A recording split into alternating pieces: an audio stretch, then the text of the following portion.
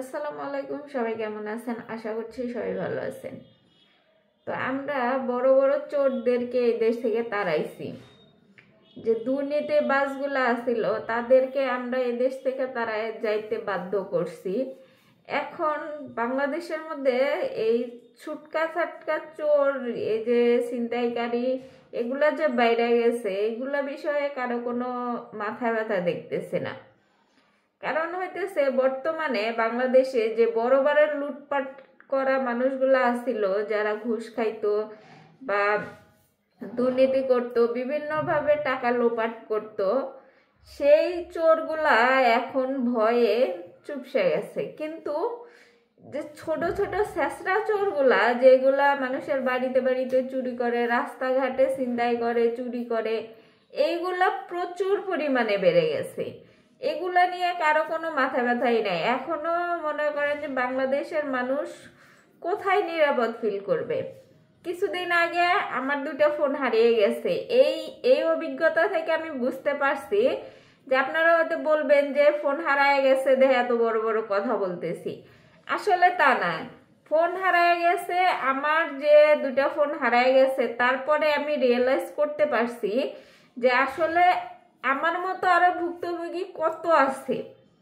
আমি যে আমার যে 2টা ফোন চুরি হয়ে গেছে, এইটার জন্য আমি কমপ্লেন করছি, জিডি করছি থানায়, বা এটা আমি ফিরে পাবো কি না পাবো সেটারও কোনো গ্যারান্টি নাই, সেটা গেল। কিন্তু এই বিষয়ে যখন আমি আমি এই অভিজ্ঞতার মধ্যে দিয়ে গেছি, এই সময় আমি অনেক কিছুই জানতে পারছি যে বাংলাদেশের মধ্যে বর্তমানে আসলে এই চুরি জিনিসটা কতটা বেড়ে গেছে।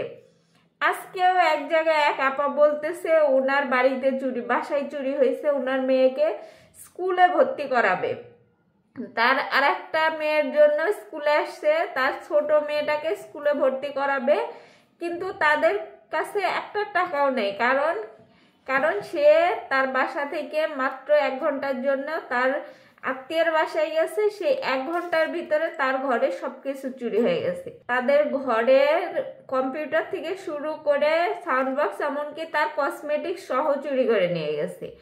বড় কিছু নেয় নাই, কিন্তু ছোট ছোট যে জিনিসগুলো আছে, ট্যাব আছে, কসমেটিক জাতীয় জিনিস আছে, টাকা ছিল, অনেক কিছুই ছিল, যেগুলা নাকি চোরে চুরি করে নিয়ে গেছে। এখন ঘরের ভিতরেও যদি জিনিস নিরাপদে না থাকে, আমারটার কথা যদি বলে, আমারটা রাস্তায় হারিয়ে গেছে, রোডের ভিতর থেকে হয়তো কেউ আমার ব্যাগ থেকে চুরি করে নিয়ে গেছে, সেটা আলাদা কথা।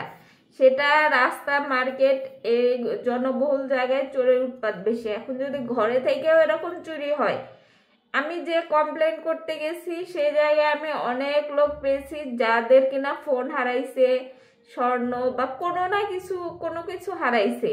আমি অনলাইনে সার্চ করেও দেখছি বাংলাদেশে এই 5ই আগস্টের পর থেকে এই ছোট ছোট চুরিগুলা, এগুলো বহু গুণে বেড়ে গেছে।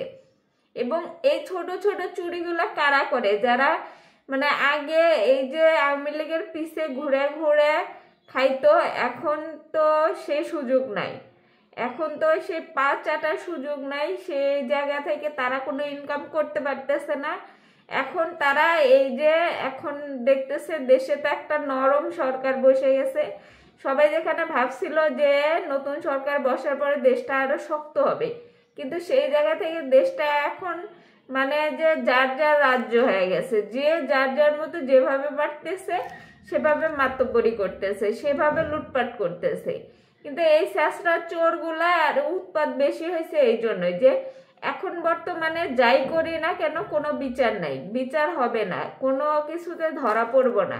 ধরা পড়লেও আমি কিছু মানে টেকনিক খাটায় চলে আসতে পারবো। কারণ আমরা তো ইমোশনাল, আমরা বাঙালি হিসেবে এতটাই ইমোশনাল যে একজন চোরও যদি ধরা পড়ে, তাকে আমরা এত ইমোশনালি ভাবে মানে এক একজন এক এক রকম ভাবে কমেন্টস করি যে মনে হয় যেন সে চুরি করে অপরাধ করে নাই, তাকে আমরা ধৈরা অপরাধ করছি। এরকম একটা মেন্টালিটি আমাদের মধ্যে যে চোর চুরি করে, সে চুরি করা মানে সে বড় থাকে। আর যে যার জিনিস হারাইছে বা কেউ যদি সেই চোরটাকে ধরে বা ধরার চেষ্টা করে, সেই জায়গা থেকে সেই লোকটাই আরো বেশি বিপদে পড়ে। এমন একটা পরিস্থিতিতে আমরা আছি। আর এই যে ছেঁচড়া চোরগুলা এগুলা বাড়তে বাড়তে মানে এমন পর্যায়ে যাইতেছে যে সামান্য কিছু টাকার জন্য, মোবাইলের জন্য বা কিছু গহনাগাটির জন্য তারা মানুষ খুন পর্যন্ত করতে দ্বিধাবোধ করতেছে না। তারা যে ছিনতাই কাজের জন্য এই যে বিভিন্ন ধরনের গাড়ি বলেন, দোকানপাট থেকে লুটপাট বলেন, এই যে বাসা বাড়িতে পর্যন্ত চুরি হইতেছে। এই বাসা অনেকেই তো মানে এটাকে মনে করে যে মানে নিত্যদিনের হয়ে গেছে, অনেকে এটাকে ইজি ভাবে মেনে নিতেছে যে এই যে চুরিগুলো হইতেছে তারা মনে করতেছে যে আসলে কি করা যায়, কি করব, আমরা করার কিছুই নাই, কারণ এইভাবে চলতেছে, প্রতিবাদ করার কেউ নাই, আর প্রতিবাদ করলেও প্রতিকার কেউ পাইতেছে না, যার কারণে কেউ প্রতিবাদ করারও মানে কনফিডেন্স হারায় ফেলছে। এখন এইভাবে কতদিন যাবে? একটা বিষয় খেয়াল করেন যে রাস্তাঘাটে তো আমরা কোনো কিছু নিয়ে বের হইতেই পারি না, কোনো ফোন, দামি কোনো ফোন হোক, সাথে কোনো গহনা পরা হোক, আমরা বাইরে যেতে ভয় পাই। এখন যদি সে জায়গা থেকে আমরা ঘরে রাখতেও ভয় পাই, যে ঘরে একটা জিনিস রাখা বাসার বাইরে গেলেও আমাদের টেনশনে থাকতে হয়। ঘরে যদি মানুষ না থাকে, বাসায় যদি লোক না থাকে, আমাদের একটা টেনশনে থাকতে হয় যে আসলে বাসায় এই জিনিসটা রেখে আসছে, না জানি কি হবে, না জানি চোর ঢুকে পড়তেছে, মানে এরকমের একটা ইনসিকিউর ফিল হয় যে আমরা বাইরে গিয়েও শান্তিতে থাকতে পারি না, ঘরে থাকলেও আমাদেরকে একটা ইনসিকিউরের মধ্যে থাকতে হয়। চোর, এই যে ছোট ছোট ছেঁচড়া চোরগুলা যে বাইরে গেছে, এদের বিরুদ্ধে যদি অ্যাকশন না নেওয়া যায়, এদের বেশিরভাগই তৈরি হয়েছে এই যে কর্মসংস্থানের ফলে। এইদিকে সরকারকে বহুগুণে জোর দিতে হবে যেন বাংলাদেশে বেকারত্বটা দূর হয়, বেকারত্বটা যেন কমে যায়। যদি বেকারত্ব কমে যায়, মানুষ যদি কর্মঠ হয়ে পড়ে, তাহলে এত চোর ছেঁচড়া বাড়বে না, আরো কমবে। আর এই চোর ছেঁচড়াটা বাড়ার আরো কারণ আছে, সেগুলো হইতেছে নেশা জাতীয় নেশার জন্য মানুষ চুরি ছেঁচড়ামিও করে, আবার নিজের ফ্যামিলি বাঁচাতেও করে, সবাই কিন্তু এক না। তো বেশিরভাগ ক্ষেত্রে এগুলা নেশার জন্য করে, অনেকে পেশার জন্য করে, যে আসলে চুরি করাটাই তাদের পেশা, মানে চুরি করা ছাড়া তারা বাঁচবেই না, চুরি না করলে তাদের পেটের ভাতই হজম হবে না, যথেষ্ট তারা আছে তারপরে সে চুরি করবে। তো যাই হোক, সবাই ভালো থাকেন, সুস্থ থাকেন, আল্লাহ হাফেজ।